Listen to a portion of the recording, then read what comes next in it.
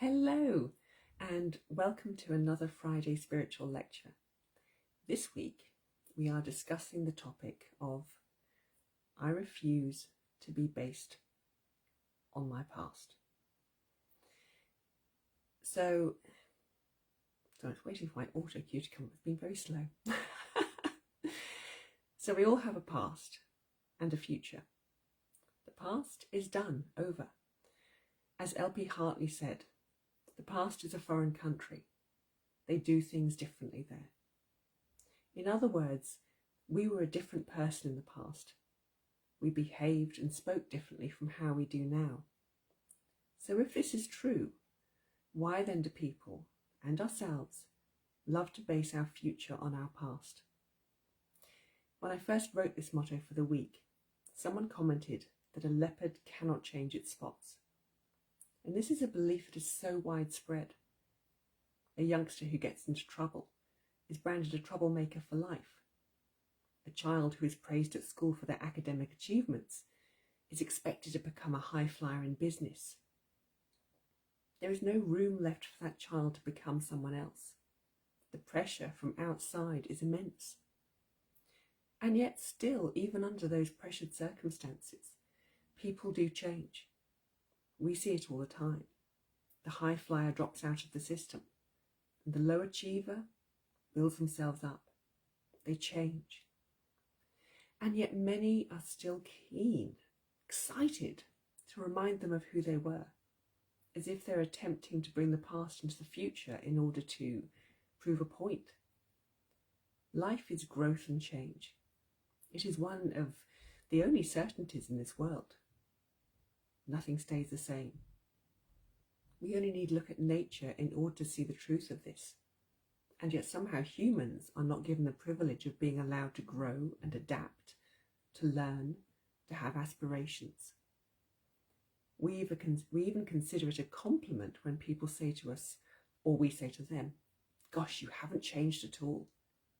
I hope I've changed. A lot.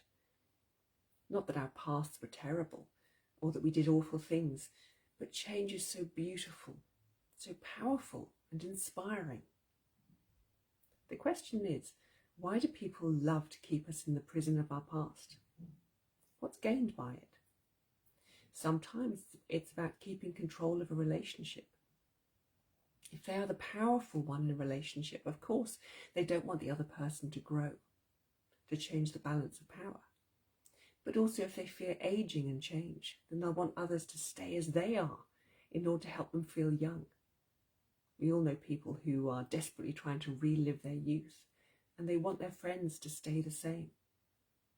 But the most hurtful aspect of doing this is the restrictions it places on other people. Our energy has such a massive influence on others. Every thought creates an energy. And when we bind other people to their past, we restrict their light, their gifts, their potential. We energetically put people into a box and then tell them, "You're not allowed out." What choices then are left for people in these positions? Only really to walk away.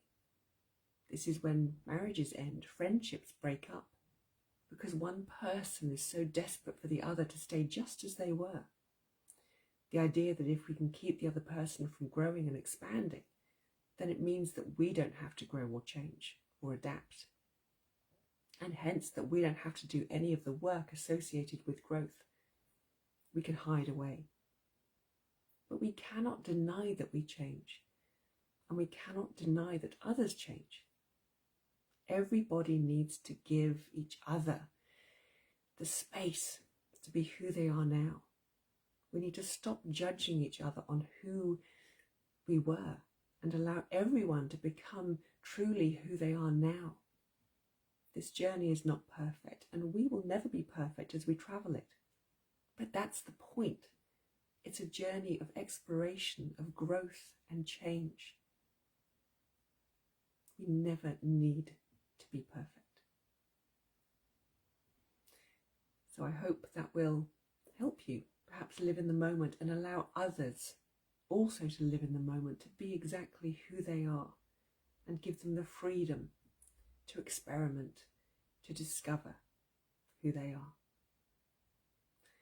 And I thank you very much for being here with me. And I look forward to welcoming you again to another Friday Spiritual Lecture. Many light blessings to you. Bye-bye.